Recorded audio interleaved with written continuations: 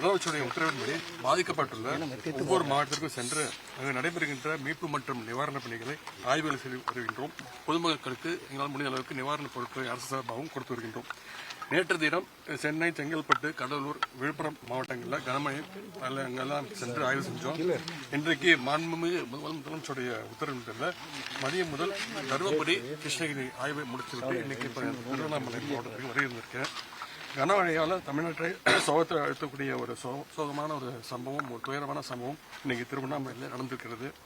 திருவண்ணாமலையில் வஉசி நகர் 11வது தெருவில் வசித்து வருகின்ற ராஜ்குமார் என்பவர் வீட்டின் மீது நேற்று மாலை சுமார் 4 மணி அளவில் கனமழை காரணத்தால், தொடர் மழை காரணத்தால் மலையிலிருந்து ஒரு பெரிய பாறை உருண்டு வந்து வீட்டின் மேலே விழுந்திருக்கிறது. அதில் அவருடைய வீடு மண் மற்றும் பாறையால் முழுவதுமாக மூடப்பட்டு புதையுண்டு. இந்த வீட்டுக்குள் இருந்த ராஜ்குமாருடைய மனைவி மீனா, வயது 27, அவரது 8 வயது மகன் கௌதம், 5 வயது மகள் இனியா, அவருடைய பக்கத்து வீட்டை சேர்ந்த 7 வயதான ரம்யா, 14 வயசு நிரம்பிய வினோதினி மற்றும் 7 வயதான மகா ஆகியோர் அந்த இடுபாடுகளில் சிக்கி இறந்திருக்காங்க.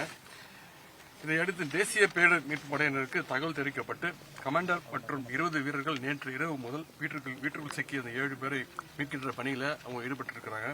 நம்முடைய மாநில அரசு சார்பாக தீயணைப்பு படையினரும் காவல்துறையினரும் மீட்பு பணியில் அவங்களுக்கு தொடர்ந்து ஈடுபட்டு இருக்காங்க.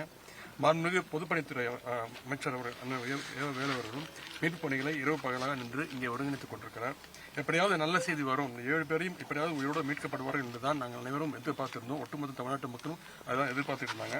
ஆனால் இன்று மாலை ஒரு 6:30 மணி அளவில் புதைந்த வீட்டில் சிக்கிய 4 பேருடைய உடல்கள் வெளியே எடுக்கப்பட்டுள்ளன. மற்ற 3 பேருடைய உடல்கள் மீட்கும் பணி தொடர்ந்து நடைபெற்று வருகின்றது.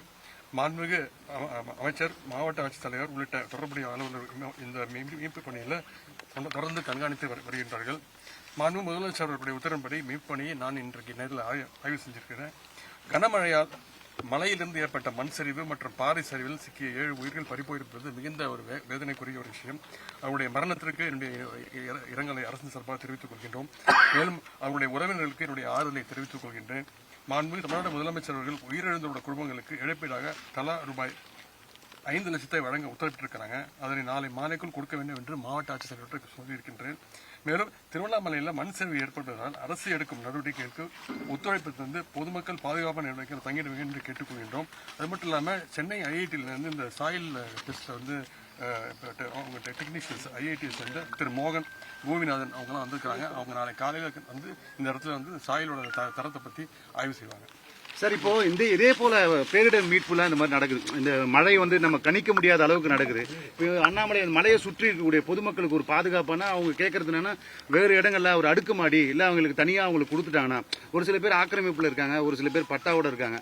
இதை ஆய்வு செய்து இனி வரும் காலங்களில், ஏன்னா இப்போ தீப திருவிழாவாக நடக்க போகுது. இல்லை சார், நம்ம அவங்க வெளியில் வராங்கன்னாக்கா நம்ம வெளியில் வரதுக்கு அவங்க தயாராக இருந்தால் நாங்கள் கண்டிப்பாக வெளியே அவங்க மாற்றிடுவோம். ஏன்னா இதே போல நடந்ததுன்னா சார், வருங்காலங்களில் மழை பெஞ்சதுன்னா அவங்க இதே மாதிரி வரமாட்டாங்க. எப்பவுமே ஆக்கிரமிப்பாளரும் வரமாட்டாங்க. அவங்களுடைய ஒப்புதல் இருந்தாக்கா அதுக்காக தனியாக ஒரு திட்டங்கள் போடப்பட்டு முதலமைச்சருடைய கவனத்துக்கு கொண்டு போகப்படும். அந்த திட்டங்களை நிறைவேற்றிருக்க வேண்டிய முயற்சிகள் நம்முடைய துணை முதலமைச்சர் எடுப்பார்கள். நன்றி.